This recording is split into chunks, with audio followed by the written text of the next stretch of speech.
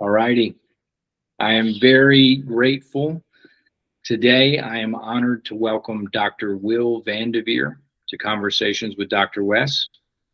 Dr. Vanderveer is a psychiatrist, educator, and thought leader in the evolving fields of integrative psychiatry and psychedelic-assisted psychotherapy. He's the co-founder of the Integrative Psychiatry Institute, where he helps train clinicians from around the world in innovative, evidence-based approaches to mental health and healing. He also serves as medical director of Integrative Psychiatry Centers in Boulder, Colorado, where his work focuses on treatment-resistant depression, PTSD, trauma healing, ketamine-assisted psychotherapy, and root cause approaches to psychiatric care. Dr. Vanderveer has contributed to research involving MDMA-assisted psychotherapy for PTSD through MAPS, sponsored clinical trials, and has become a respected voice helping bridge conventional psychiatry with integrative medicine, trauma-informed care, and the emerging world of psychedelic therapy. What I appreciate most about Will's work is his willingness to ask deeper questions about suffering, healing, and what it really means to care for the whole person, not just symptoms, but mind, body, trauma, history, relationship, meaning, and consciousness itself. Dr. Vanderveer has also put out a book titled Psychedelic Therapy, which was released at the end of March and has hit the national or the New York Times bestsellers list as well. And I'm just incredibly grateful to have you on Conversations with Dr. Wes. So welcome, Dr. Vanderveer. Thanks, Wes. It's wonderful to be here. Absolutely. So yeah, let's get the party started, so to speak. And I would love for you to just kind of walk us through. I've had a couple guests on the podcast. I had Dr. Stacy Simmons come on, who's written an incredible book called Mushroom Pharmacy that I know you wrote the foreword to. And another guest of mine recently was Philip Virgo, who does quite a bit of work in integration with psychedelics and healing. But this is an arena that is near and dear to my heart. As a psychotherapist, as a clinician, watching the field grow and watching plant medicine and psychedelics be able to become available for people who are seeking healing. I'd love to just kind of hear about your story as a psychiatrist, as a MD, and what brought you to this work. Well, thanks, Wes. I guess it starts for me with going to college and taking my first psychology class and discovering that there was a whole interior landscape to explore.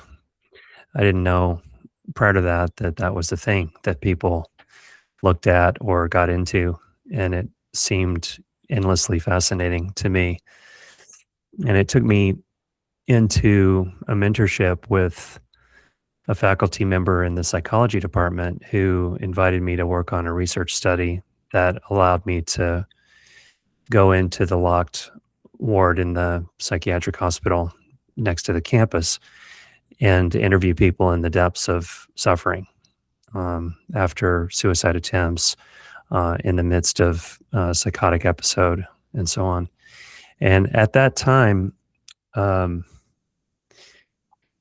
when I met folks in those states, for some reason, the light finally went off for me of this is what I want to do with my life. I want to work with people who are at the deepest levels of suffering to see what can happen for them.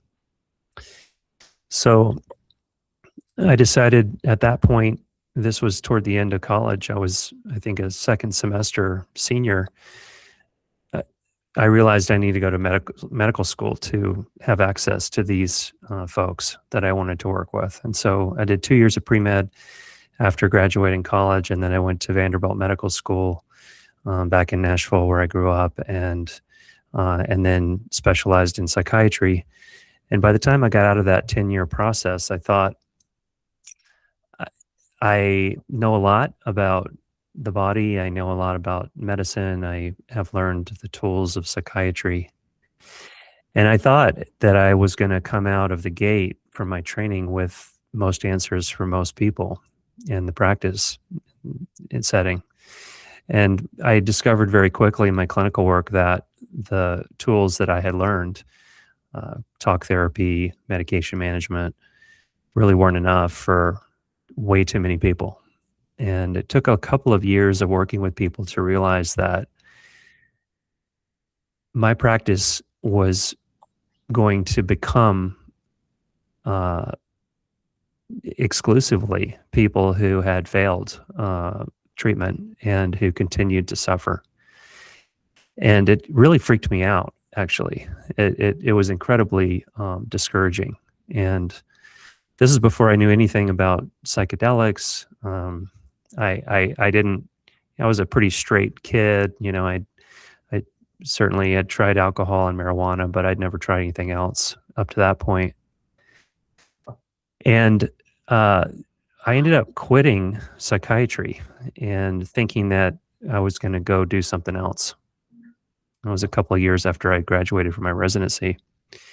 And then I had a former patient who had presented to my clinic with generalized anxiety disorder. He had panic attacks, agoraphobia, couldn't date, couldn't leave the house. He was very impacted by anxiety. And I had treated him with what a psychiatrist treats a person like that with. I'd given him an SSRI, I did CBT with him once a week. I gave him a PRN benzodiazepine. And we had worked together for about a year, and he still had he had very little to show for it in terms of progress or benefits. And he was the kind of person who would do anything you asked him to do. He was very agreeable to any suggestion. But that's all I had in my toolkit. So I ran into this guy about halfway through a year off from practicing psychiatry. And he told me that he had gone to a naturopath and been tested for celiac disease, came back positive for that, stopped eating wheat. And gradually over the next 6 weeks, his anxiety completely resolved. And then he gradually went off the medications I had prescribed him, and he still had no anxiety.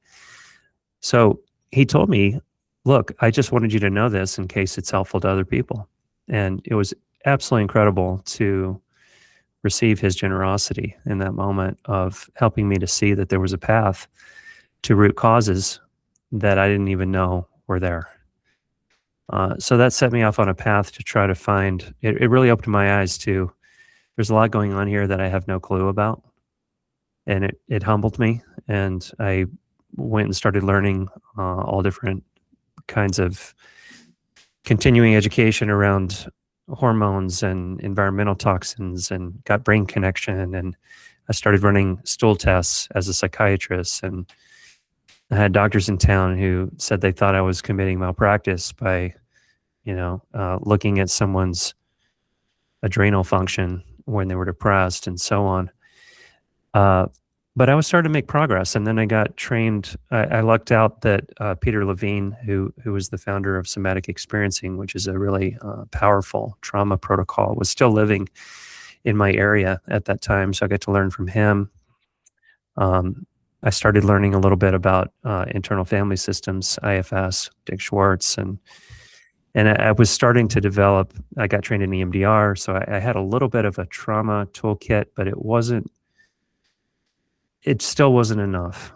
I still had too many people, especially with complex trauma, who I couldn't reach with the tools that I had. And it was at that time, you mentioned earlier that I got involved with MAPS, that a friend of mine who was a physician in town asked me if I'd be willing to talk to a group of people from MAPS who were putting together a phase 2 study for chronic treatment-resistant PTSD. And so I was very skeptical.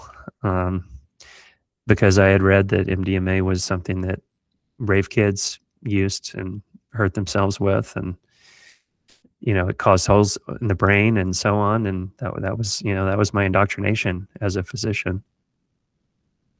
But my friend said, "Look, why don't you read this paper that Michael Medhofer had published in 2011 that showed that 83% of the people who went through this protocol no longer had PTSD?" And I thought, that is incredible, 83%. of people with chronic PTSD walking away with no PTSD. It was just inconceivable to me to get that good of a result. So I joined the team, got trained in MDMA therapy, and watched people who came into our study resolve PTSD in a matter of months. After the group that we treated in that study had an average of 30 years of PTSD coming into the study. And to see people resolve that in 5 months or 6 months, 7 months was just unbelievable. So, so that's where it came from. For me, it was always about, what's the next step I can take to try to get better answers for the people that I work with. Beautiful. And for those listening that aren't familiar, MAPS is the Multidisciplinary Association of Psychedelic Studies. The president, Rick Doblin, who's been spearheading research around psychedelic therapy and the healing potential, has been doing that since, I want to say, the 80s. Yes. Yeah. And I think it's really beautiful that you reference, where you were, honestly, because I think, and you refer to it as this indoctrination, where I've worked with many, many adolescents and young adults with addiction, whether that be addiction to substances like cocaine, methamphetamine, heroin, fentanyl, opiates, alcohol, but then also the addictive relationship that we can see with cannabis, which can be a plant medicine, but can also be addictive. And I've also worked with a lot of young people that have explored psychedelics on their own, whether we're talking about LSD, MDMA, ketamine, psilocybin. And I like to frame it as so much is about intention. Setting intention, whether these things are being utilized holistically and therapeutically, or whether they are being abused, which they can be abused. But like you reference about MDMA, most of the headlines were back in at least the 90s and the 2000s were ecstasy. And that was not necessarily just MDMA. It was MDMA mixed with methamphetamine or cocaine as a party drug. And we saw the same with ketamine, which was being used in the party scene. But now with the FDA approval of ketamine, and I work with the anesthesiologist that runs an amazing clinic, and the same reason he left the OR and opened his ketamine clinic was for the studies that he had seen that were just showing profound movement. I wonder if you can talk a little bit about there's this amazing book by, it's called The Soul and Heart of the Therapist. And it was a psychiatrist here in Atlanta, Howard. I'll put a link to it, but it's an amazing book. But he talks about the growth of the field of psychiatry and how back in the 60s and 70s, psychiatry was a blend with psychotherapy. And it was prominent where a psychiatrist you'd go meet and you'd have 45 minutes to an hour of a therapy session and processing. And then what was kind of on the back end was some medication management if needed. But that's completely been flipped on its head. So I'd love to hear you talk about just the industry and psychiatric and psychotropic medication, whether it's SSRIs, SNRIs, ADHD medicine, just kind of your experience of that over the years. Well, I think there's a backdrop here of culture that we have to talk about, where in American culture, we tend to, and I'm not saying that other cultures are better than ours. I mean, it's just what I know is American culture. So having said that, I think American culture suffers from a tendency to want to, and maybe it's human nature too. We want shortcuts.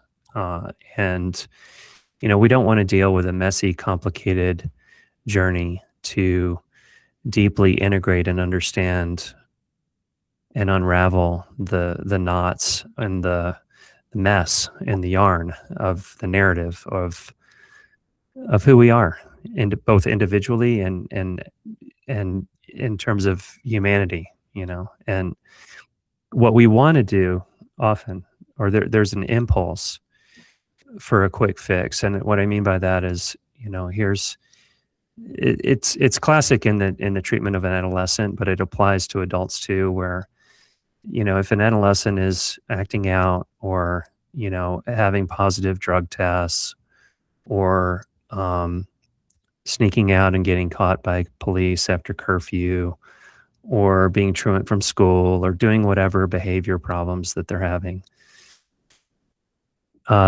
there's a tendency to reach for whatever the quickest, easiest thing is to medicate that person, to try to make them act right, without asking the question, what's really going on for this person?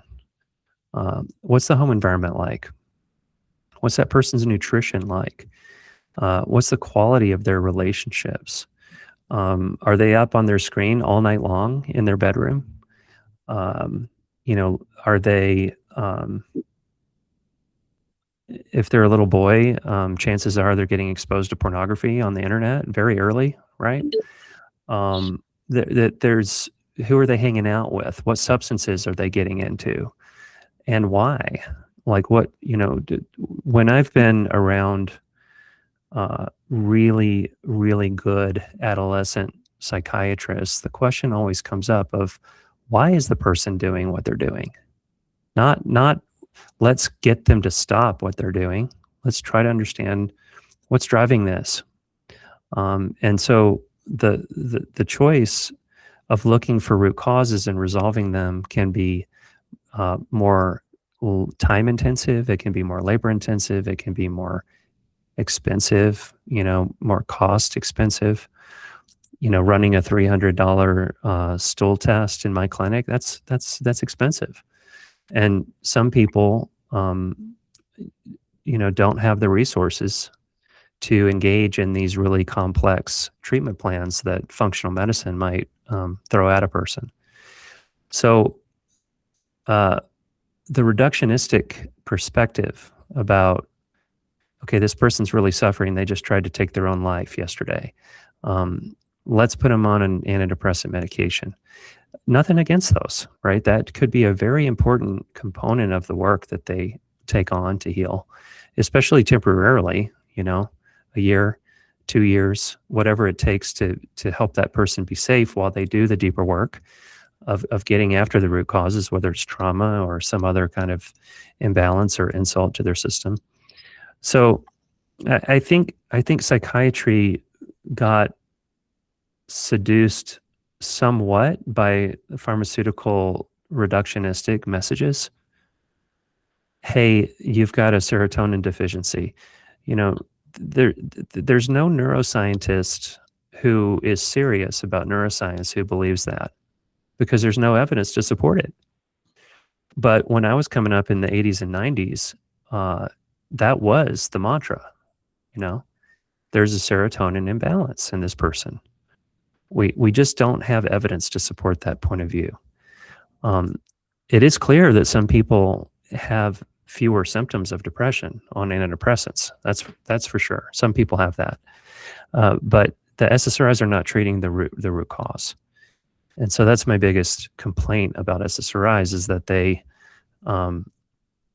might soften or dull or numb symptoms to some degree for some period of time, but when you come off of it, chances are that you're going to have symptoms come back unless you do the deeper work while you're on the medicine. So there's that. And then we have the training of psychiatrists to follow the rule of the DSM-5. And the problem with that, and I'm sure I'm kind of preaching to the choir by talking to you about it, but for folks who are out there who don't know what that is, it's a diagnostic and statistical manual that essentially reduces the diagnosis of a condition like depression to a checklist of 5 out of 9 on, a list of 9 things. If you check off a person has 5 of those symptoms, then they have major depressive disorder. And then you know what is FDA approved to treat that condition, and you prescribe that. Now, people are way more complicated than 9 items on a questionnaire, right?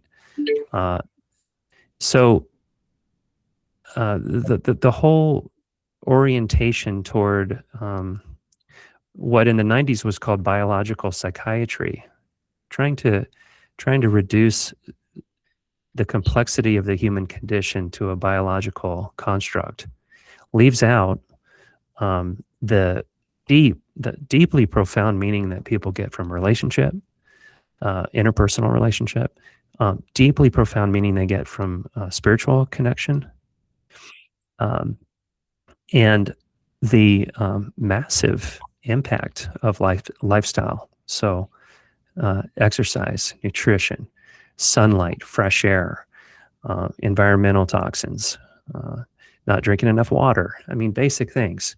So, we're. I think when I'm feeling good on a hopeful day, I say we're moving out of that. And when I get discouraged, I say, well, I don't know that we're quite there yet. Yeah.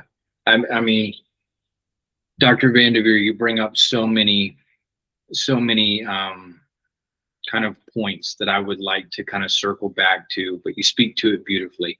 It's a cultural component in so many ways, is how we are shaped by culture, how we think. And then I don't know if you're familiar with Dr. Bruce Alexander's work, The Globalization of Addiction. He was the one that did the original Rat Park study. Oh, right. The Rat Park. Yeah, I love that. Yep. And he's done profound work where he begins to look at most addiction as what he calls psychosocial disintegration. Yeah. And if you can look at, what we've done as a Western culture, to your point, which is we want to supersize everything, we want quick fixes, and we tend to not want to be with ourselves and to be in pain.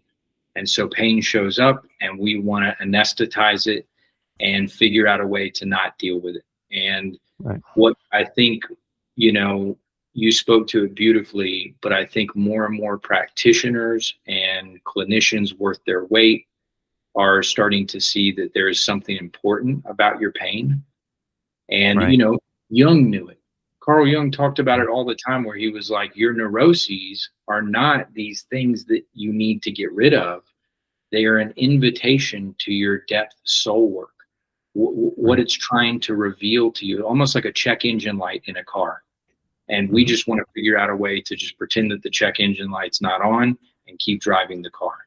And, in other ways, I'd like to work with families where we've, in the exponential growth curve of technology, we tend to make the analogy that we are more like computers than we are like organic plant matter.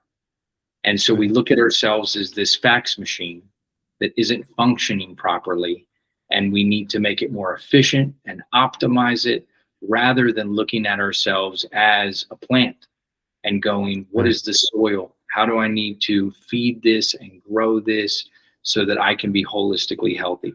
And then you mentioned the scientific reductionistic viewpoint, which I'm with you. On my days where I'm the most hopeful, I'm like, man, it's all moving into spirit science. And we got Dr. Bruce Lipton and biology of belief. And we got science and medicine starting to want to understand the chakras and meridians and energy fields within a human and how it all plays together. And it is integrative. And then at other times, I'm like, oh, crap. But the amount of times I sit with families and I'm the first person to talk to them about biopsychosocial. And actually draw this out as a Venn diagram and say, look, and that's an older model too. I think we should throw in the rung of the spiritual. And I totally agree with you. Yeah. The interesting thing about the model is, for anybody that doesn't know that's listening, you can go on Google right now, or whatever. You can probably talk to Alexa and she'll explain it to you, or AI will generate it in your Google contact lenses, whatever. But if you look up biopsychosocial, it's going to show you a Venn diagram. And if you're not looking at another human being through all of these lenses and the way that these lenses relate to one another, then you are missing crucial components of that individual and their health and functioning. And I like to break it down as the biological, our DNA, our genetic makeup, the nature part of our nature versus nurture, the psychological, I think, is a narrative, our story that we tell ourselves about who we are, ego identity, emotions, the processing of emotions. And then we get to the socio-cultural, which is what you speak about. And all of them are deeply important. And there's another, I absolutely adore the work of a woman called Nora Bateson. Gregory Bateson was her father, and he was an anthropologist, ecologist, and William Bateson was his father. And William Bateson actually coined the term genetics. And Gregory Bateson went on to do some beautiful work, wrote a book called Ecologies of the Mind. And Nora Bateson has now continued his work, and she does what's called warm data. And it is looking at the trans-contextual. So it's very systems oriented and wanting to look at the relationship between things. And so this idea, what we've done again as a culture is we've gone, you got psychology right here, you got anthropology here, sociology here, biology here, and we act as if they're really separate. When we've created those categories as human beings, life is not separate. It's all woven together in this tapestry of relationality. So my interest becomes, and it's much what you've done in your integrative work, how does the biological relate to the physiological, to the immunological, to the sociological, to the psychological, to the emotional? How are they impacting one another? And we've again been indoctrinated to think the only way to change our biochemistry is by taking medication, when we're changing our biochemistry all the time with how we think, with whether or not we're meditating, with how we're sleeping, with the diet we're consuming. And you also, you mentioned a really good point that I want to touch upon is the narrative that many people still believe, which is if you are struggling with depression, it is because your brain chemistry is out of whack and you have too much of one neurotransmitter, not enough of the other, but mainly around serotonin. And there was a book written by Dr. Joanna Moncrief, and it was called The Chemical Cure. And that's where she really debunks. She does a beautiful job of walking through how that narrative came to be and how we really need to help people understand your emotional and mental health well-being has to do with several variables, not just one. And if we want to make interventions in the biological, we also need to make sure that we're making interventions in the psychological, the emotional, the socio-cultural, so that we can get that holistic component. But the relationships in between are what interests me so much. Same here. When I was, this goes back maybe about almost 20 years ago, when I was kind of coming back into psychiatry practice and I learned about meditation. I was training with Peter Levine, as I mentioned earlier. After a few years of really deep Buddhist meditation practice, I was invited to an ayahuasca ceremony. And it was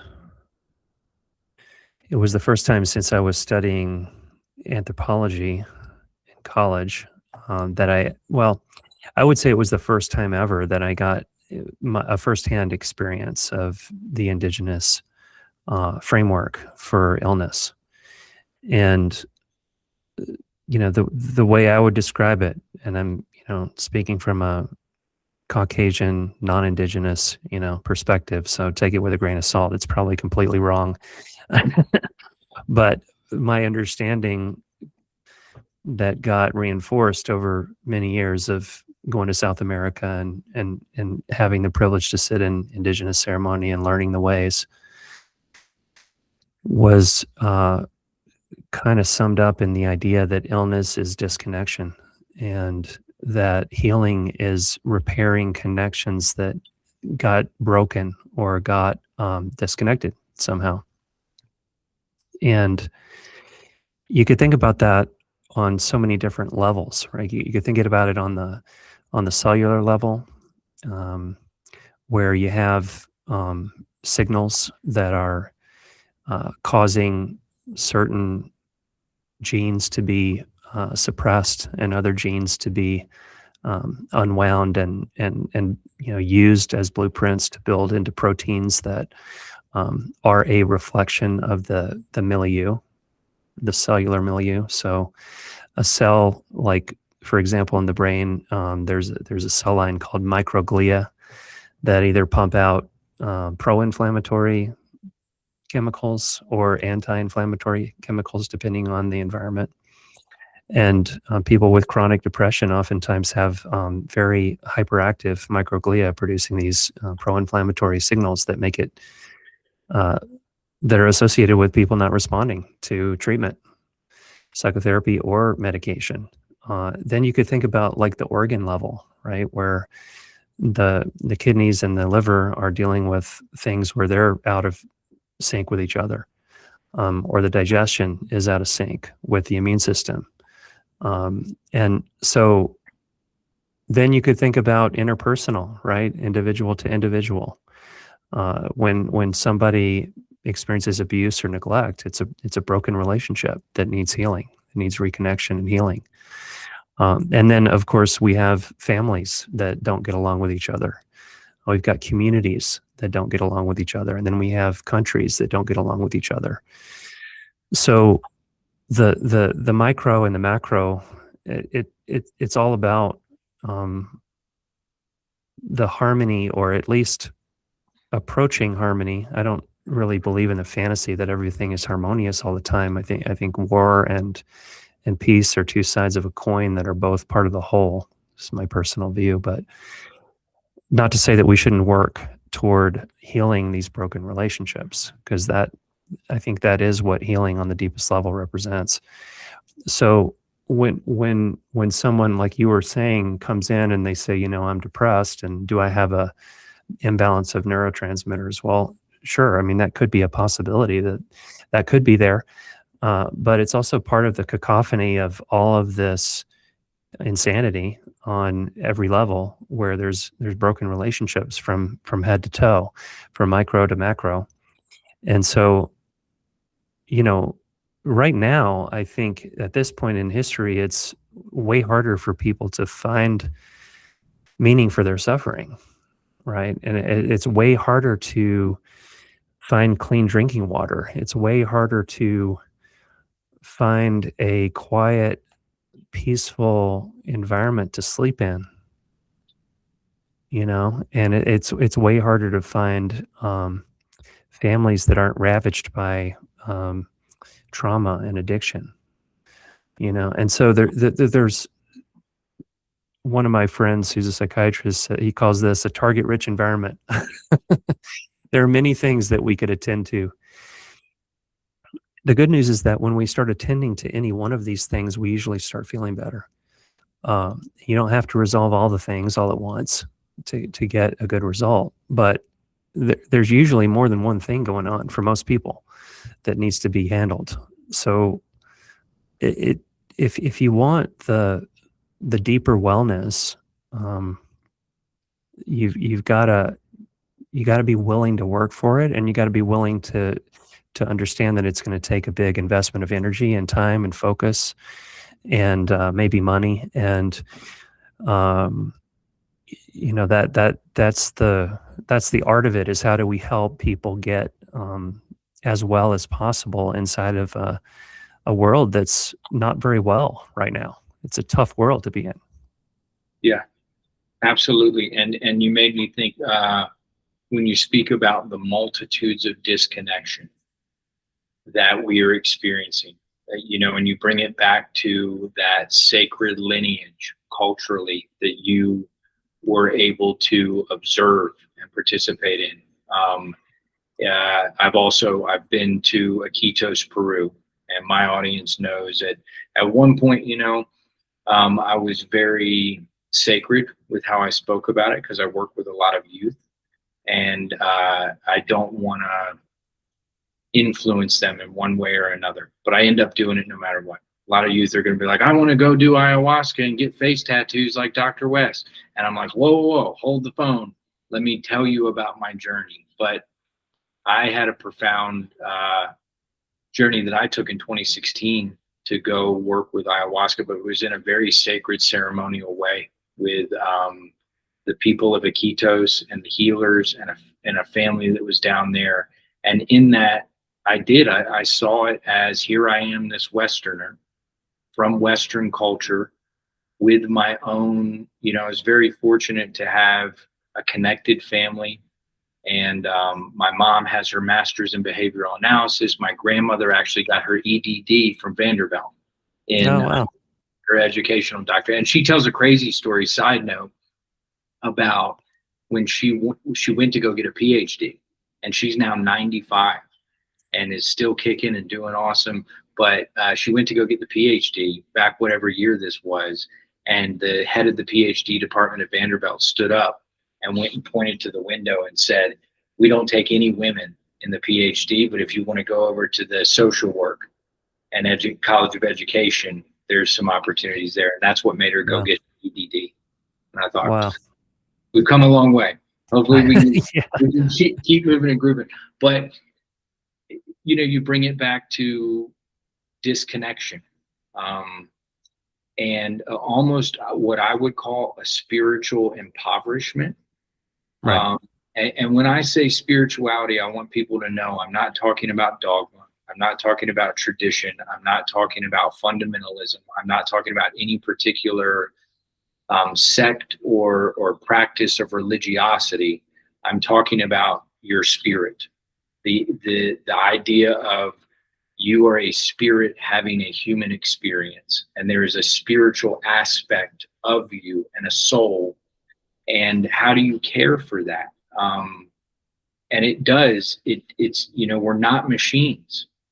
We are these very unique amalgamations of human and spirit and biology and psychology. But it made me think, Dr. Vanderveer, have you ever heard of a term called the mandorla? I don't think so. It's really beautiful. I learned about it reading Robert Johnson, who's a Jungian analyst. He wrote a book called Owning Your Own Shadow, talking about shadow depth work. But it's the figure. It's basically the Vesica Pisces. Have you ever seen two circles intersected with one another? Sure. Yeah, that is in ancient Christian mysticism. That was called the mandorla, and Okay. the part that it forms in the middle when the two circles intersect with one another. In Italian, mandorla means almond, creates an almond. Mm-hmm. The mandorla was seen as the transmutated birth of everything into existence, but it was the culmination of opposites. So whether it was body and spirit, mind and body, earth and sky, day and night, light and dark, but it was that connectivity that was the portal to growth. And so it's back to you talking about disconnection, is how do we help people reconnect with themselves, with their environment, with their spirit, with their body, with their breath. I mean, basic things, and I'm not the greatest with it, but it's like I'll go 6 hours into my day and not even think about breathing, not even think about breath and slowing down and taking care of my nervous system. And then I wanted to reference, you spoke to something else, that meaning and how important it is that we curate and derive meaning in our lives. It made me think about Viktor Frankl's work, who wrote Man's Search for Meaning, who anybody, if you have not read Man's Search for Meaning, please do it. I talked to a young client the other day. He's 23, and we hadn't talked in about 6 years. And he said, "Dude, you told me to go read a book called Man's Search for Meaning." And he said, "I finally went and read it, And you were right, man. He was like, you changed my life, dude. And I was like, I told you, dude, I'm not BSing you, bro. But Viktor Frankl, for anybody that doesn't know, Nazi World War II, Germany, he gets captured with his entire family. They get taken to the concentration camps. He's writing a book. They take his writings from him. His entire family dies in the concentration camps. He's the only one that survives. And he came out and he curated what he calls logotherapy. And he challenged Freud and Jung and all these, and he said, he quoted Nietzsche, and he said, if a human has a large enough why they're doing what they do, then they can endure anyhow to get through it. And, you know, I think that's what's missing for so many people. And they're starting to, from an existential space, go, what am I even doing with my life? What is the purpose of my life? What am I doing here? And so maybe we can dive into that and then kind of maybe talk some about, I'd love to dive into your book and psychedelic therapy and how that plays into meaning. But I know I just gave you a bunch. So that's great. That's great stuff, Wes. I'll just pick up with Viktor Frankl's one of my favorite books. It's there's a short list of books that I've read more than once, and I go back and read that one almost every year because it's so important to remember our own responsibility for the narrative that we tell. And it's incredibly subtle how these narratives can shift and change and really eat our lunch if we let the narrative be driven by fear or trauma or lack or disconnection. And most of us we're not even conscious of what the narrative is that we're telling ourselves. And so, you know, Viktor Frankl's other piece, you know, around depression and logotherapy was, you know, that meaning that doesn't, or suffering that has no meaning is unbearable, but suffering with meaning is something that leads to, you know, resilience and depth and character. So it's about oftentimes helping people, like the young man you referred to, your client, really take control and in a good way, in a sovereign way, take command of your narrative and keep returning back to it. What's the story I'm telling about myself? Because the environment that we grow up in is the environment that teaches us who we are, what our place is in the world, and what's possible for our lives, you know. And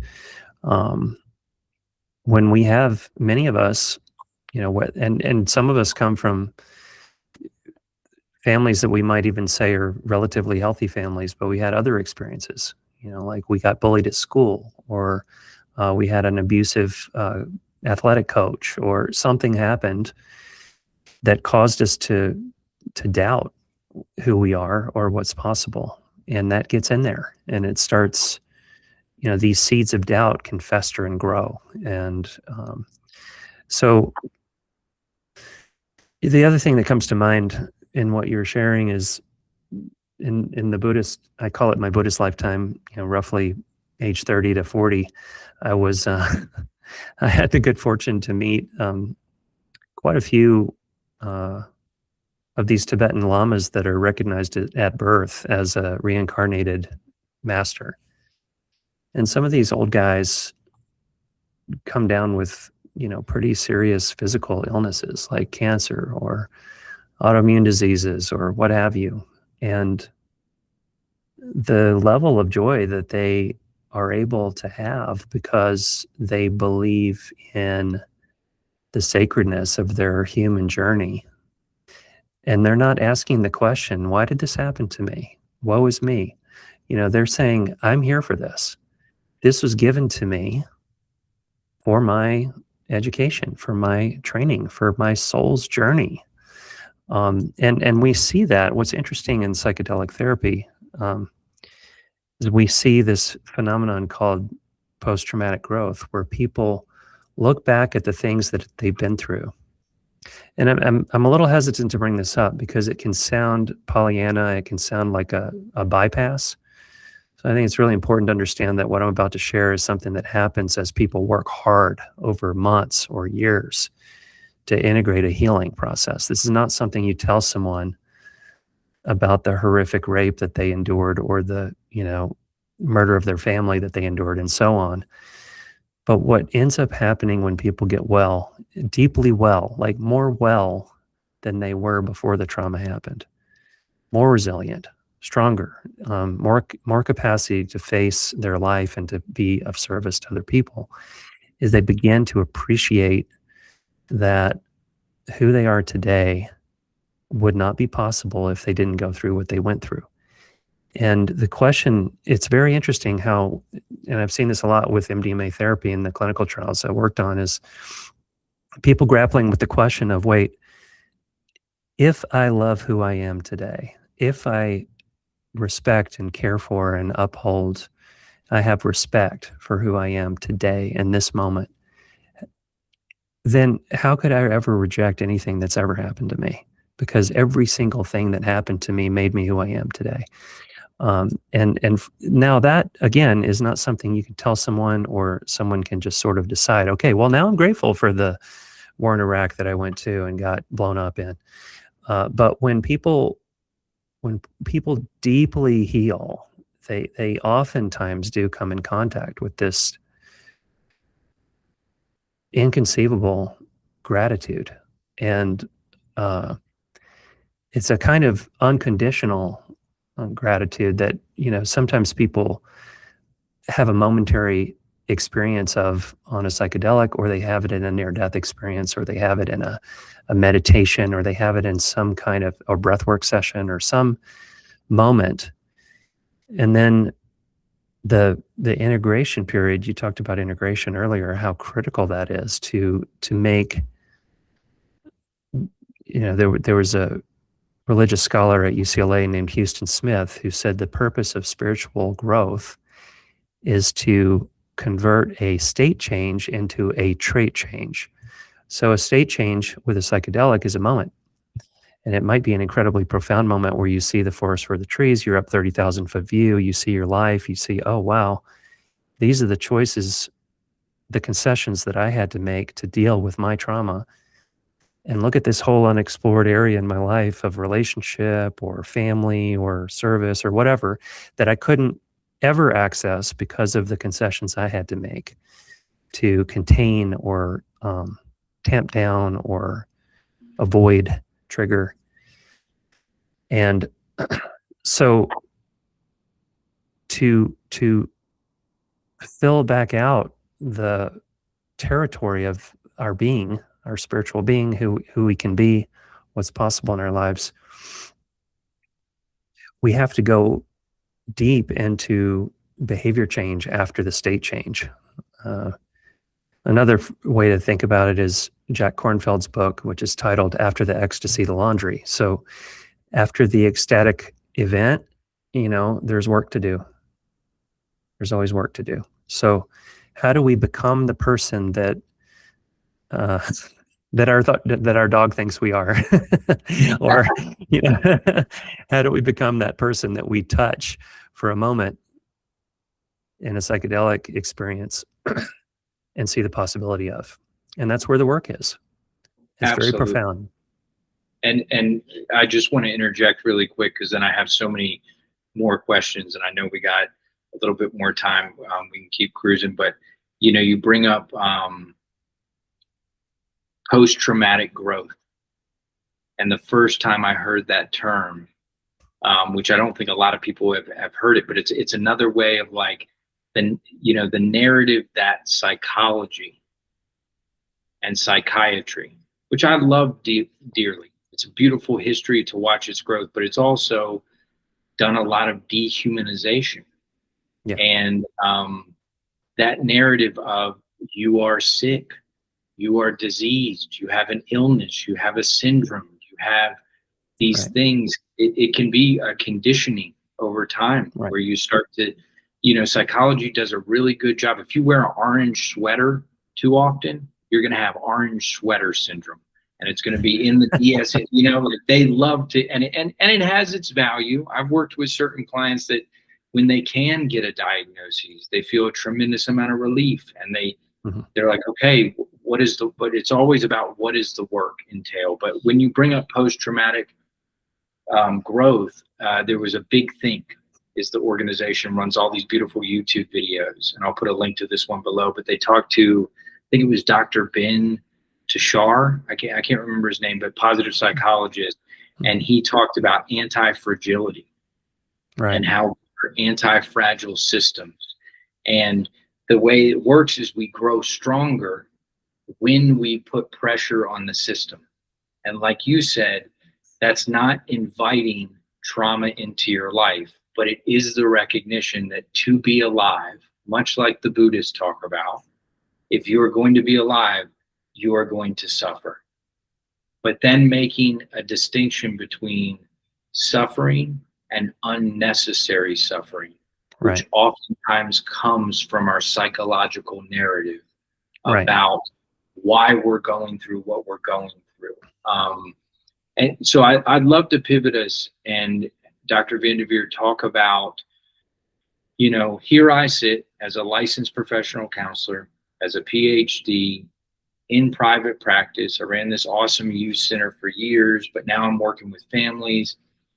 And in Georgia, ketamine has been FDA approved, and I've gone and sat with roughly 20 clients now who have done ketamine infusions and therapy.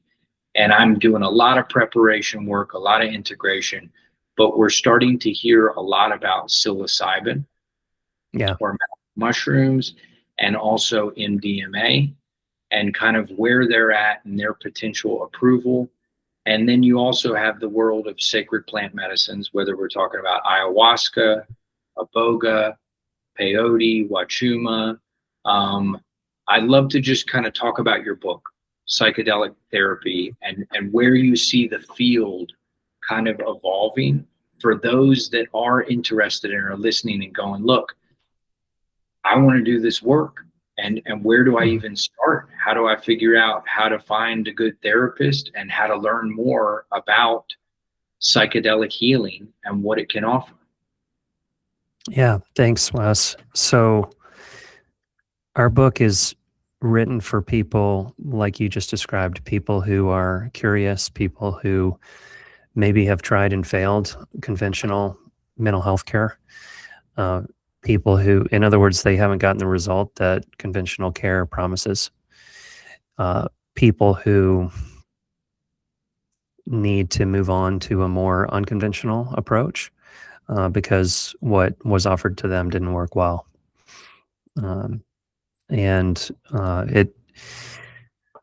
For example, it really warmed my heart when a friend of mine in Tuscaloosa, Alabama, where I was born,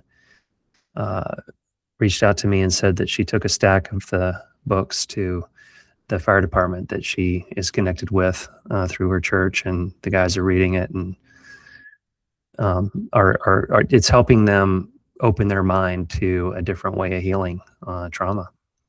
So our book covers psilocybin, MDMA, and ketamine. And it's probably worth, as you teed it up, to start there, to explain that, first of all, ketamine, psilocybin, and MDMA are pretty different. First and foremost, on the legal front, ketamine is a Schedule III DEA medication. So that means it's a controlled substance, but it's completely above board. It's fully legal. You can access it in all 50 states and around the world. It was developed as an anesthetic. So when people take the treatment for a mental health care purpose, the dose is way less than an anesthetic dose, but it still causes a significant change in your level of consciousness. So you can have psychedelic experiences. You can see visions. You can remember. You might remember traumas. You might not. You might have frightening experiences.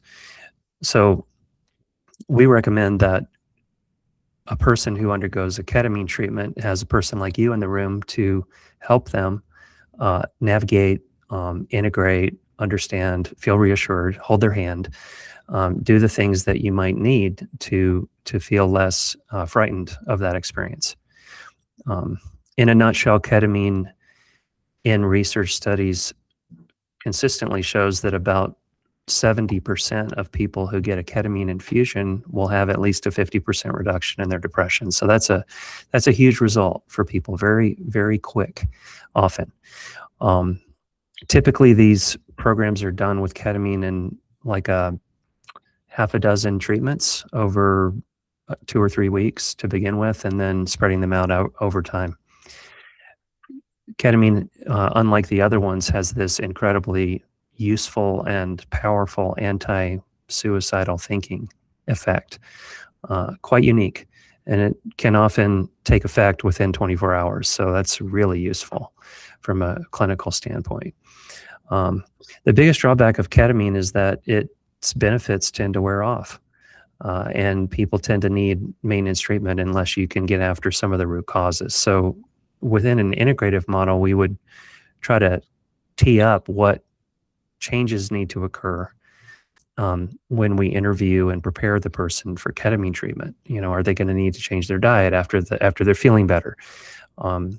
Are they going to need to get their sneakers on? Are they going to need to shut down their screens 2 hours before bedtime? What are the things that need to change?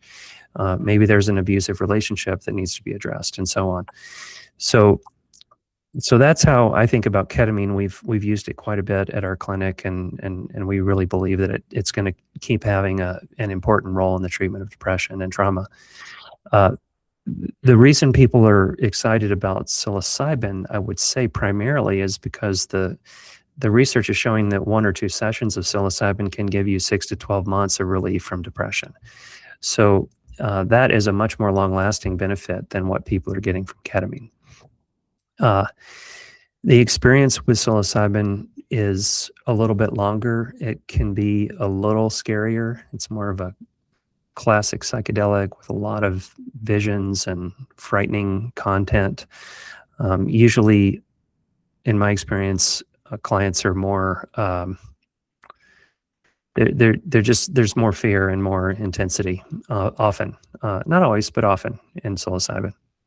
You could also have a mystical experience where you're feeling connected to the universe or to the planet or to God and so on.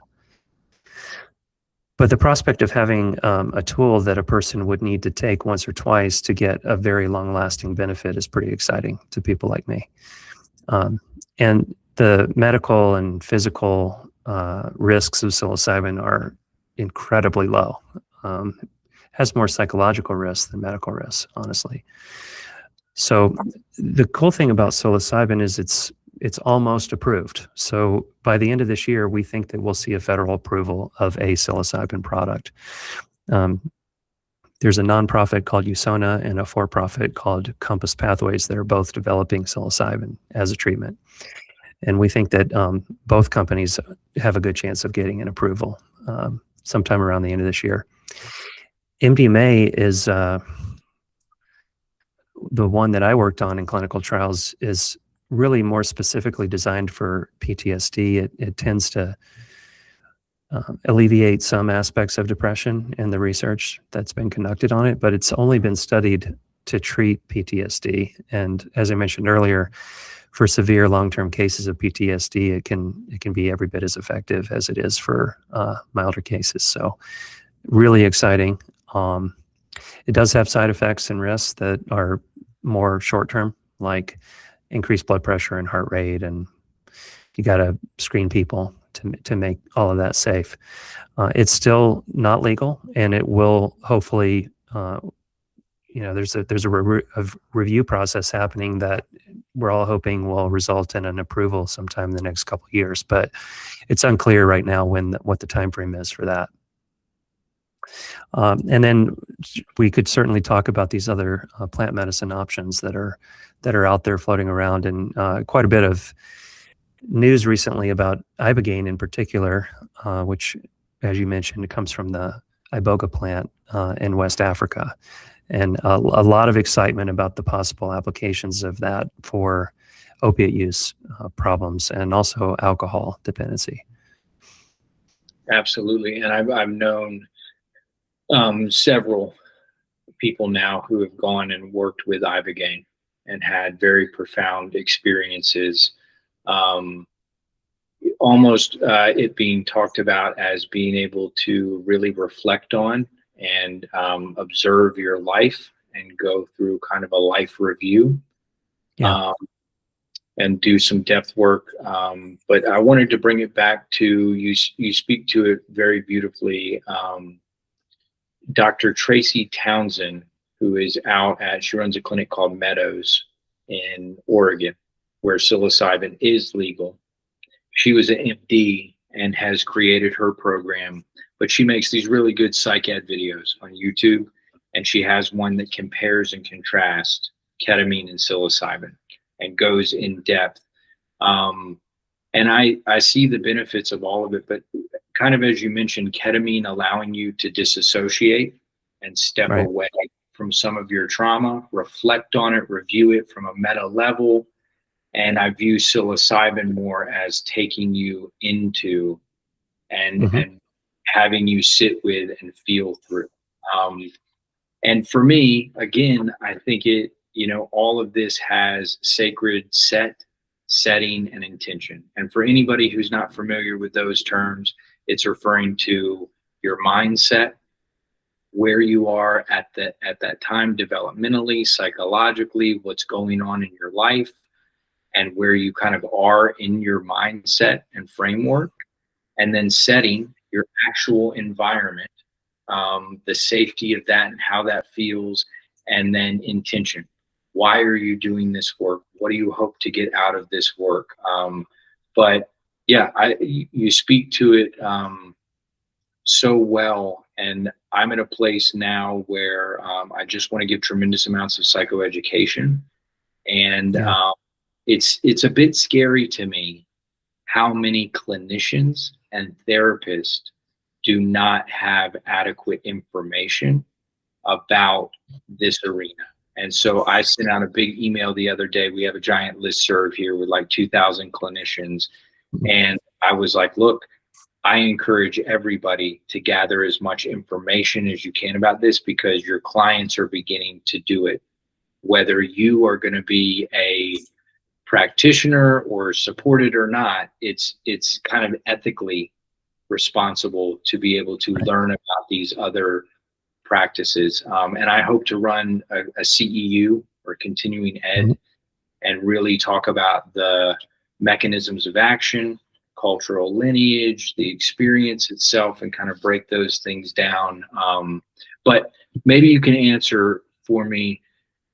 At the Integrative Psychiatric Institute, you guys were one of the first programs to create a psychedelic-assisted psychotherapist certification and training, which when I spoke to Dr. Stacy Simmons, who wrote Mushroom Pharmacy, she was one of the first in the first cohort of that. And at that time, it was a year-long program, which she raved about and said was amazing. I wonder if you can talk to us about that program for anybody that's interested in training, and then also your thoughts on what training will look like in the future as these laws change and perhaps MDMA and psilocybin get past FDA approval for therapeutic use. Yeah, great question. So, the landscape of training it keeps shifting. When Dr. Simmons came through, as you mentioned, we were running a year-long training that involved in-person retreats in Oregon with psilocybin, in Colorado with ketamine, and we trained several thousand people in that method. And then when the application for MDMA to be approved by FDA did not succeed in August of 2024, what we started hearing on the interviews for our program was people asking questions like, well, what if MDMA never gets approved? What if this was 2 years ago and things are very different now, because we're expecting the psilocybin approval this year, and we have an FDA regulatory tailwind, I would say, to support the approvals of these medicines at this moment in time. But back then, when we decided to change the format of the program, it came from responding to the fact that we had already trained people for the Oregon program. We'd already trained people for the Colorado program. And now we were taking calls from all over the world, really, to hear from people who were going to be hoping to work in different settings all over the place outside of Colorado and Oregon, and not knowing exactly how much training they would need to be able to provide these medicines, and wanting to take more of a modular step by step approach rather than, biting off a year-long training that was a lot of commitment, and in-person retreats and higher tuition and so on. So I guess I want to start by saying that the experience of being a psychedelic facilitator is a lifelong learning experience. I don't think there's any way around that. And people will need to get a certain foundation of training as we go into the future in order to start the process of facilitating sessions and providing preparation and integration sessions.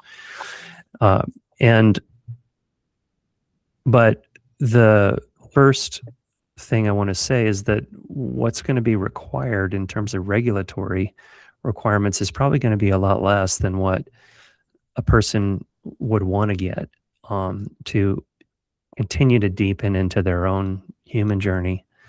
And this is important because it's not like cognitive behavioral therapy where you're working out of a workbook, and once you master the workbook, you can have expertise in cognitive behavioral therapy. What you need to be highly expert at psychedelic therapy is you have to have some experience exploring the dark corners of your own inner landscape. And that doesn't mean that you have to consume psychedelics, but it means that you need to really be getting after your own shadow. We talked about shadow and Carl Jung earlier. All of us have shadow, and the places where we haven't explored our shadow is the places where we're more likely to make mistakes with clients. And it's the places where, unfortunately, there have been some high-profile cases of abuse that have happened when a client's on a psychedelic and they're very vulnerable, and the therapist does something, terrible to them when they're so vulnerable.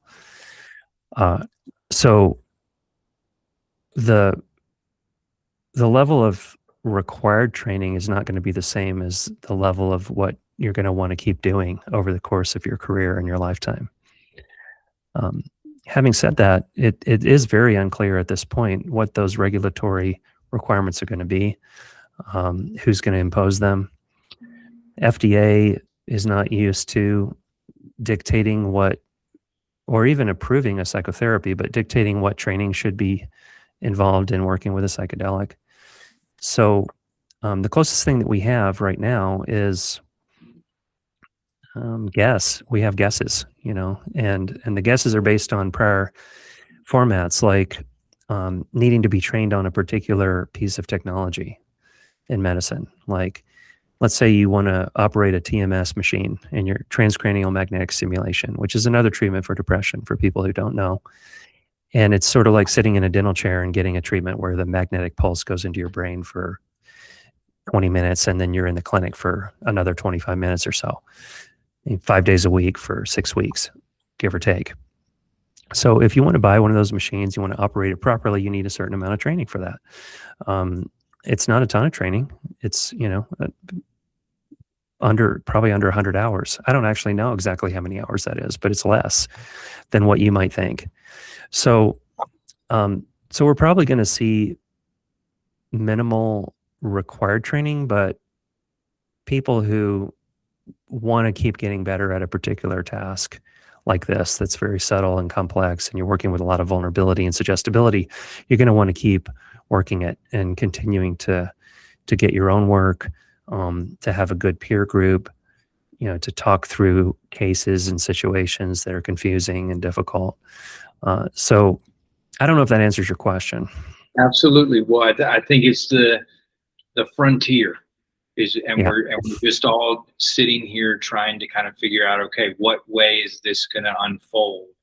But Yeah. I feel so grateful to talk to you because you're obviously deeply passionate, and it all came from a place, Dr. Vanderveer, of wanting to help your clients more and wanting to learn whatever you could to be able to offer not just quick fixes or symptom treatment or relief, but true root cause, holistic, integrative healing.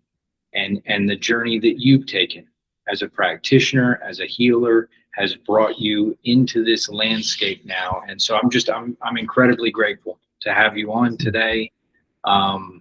If people want to, I'm going to put all the links below. Your new book, Psychedelic Therapy. I really encourage anybody that is interested to be able to go get and read. And then also I'll put some links to the Integrative Psychiatric Institute. But anything you want to kind of in closing state or leave people with, you have the floor. Thanks, Wes. I want to just, I got a couple of things to say. The first one is there's a real risk that the medicalization of psychedelics is going to impose another reductionistic perspective about psychedelics. And what I mean by that is, okay, now the treatment is the psilocybin or the ketamine or the MDMA, and it's all about the molecule. It's all about the chemical. This is how we're used to conducting phase 3 trials. This is how we approve medicines and the FDA process. And that's fine. You know, we need a format for making sure that things that get approved are safe, or that we know what the risks are. I'm all for that. But going back to what we were talking about earlier, if we consider ketamine the same way this reductionistic perspective gets applied to SSRIs, for example, we're just going to miss a huge opportunity to get after the root of the problem.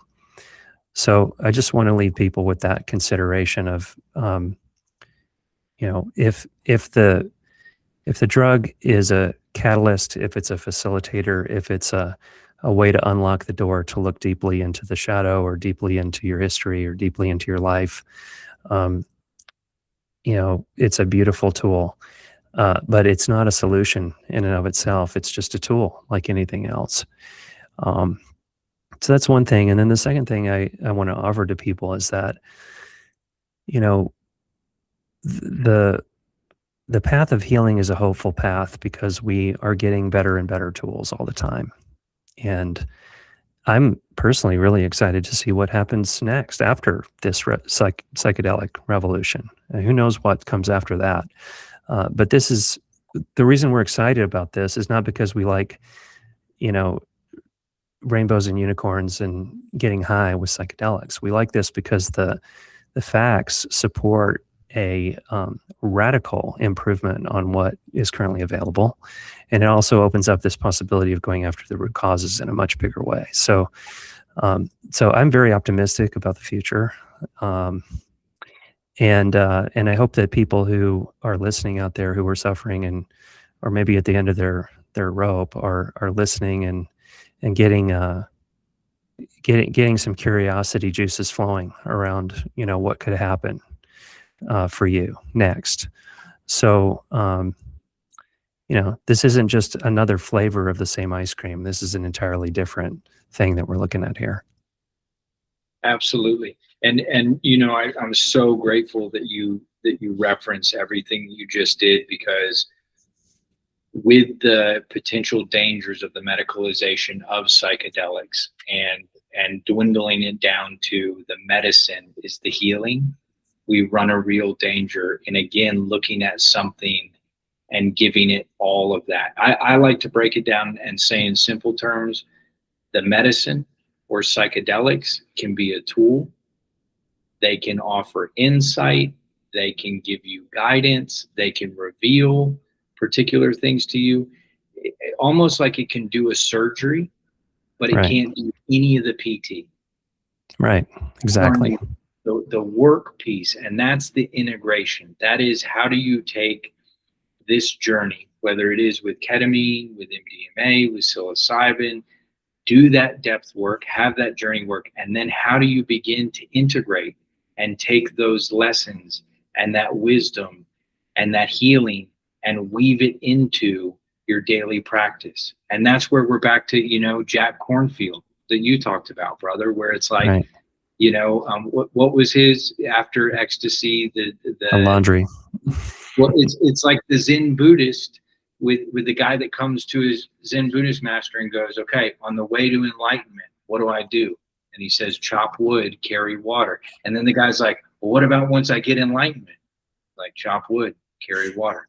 You still got to do the work. But that to me flies in the face of, in a world that tells us we need to get rid of our pain, in a world that indoctrinates us that our pain is not helpful or useful in any way, we begin to see that our pain is the biggest transformative tool for our growth. And if we don't run from it and we work with it and we sit in the depths with it, we can move through it and we can turn it into our biggest potential for absolute holistic healing. Totally agree. 100%. Thanks, Wes, for having me on. Thank you. I can't thank you enough. Again, I'll put links below, and we will continue this conversation if needed. But thank you again for coming on. Thank you.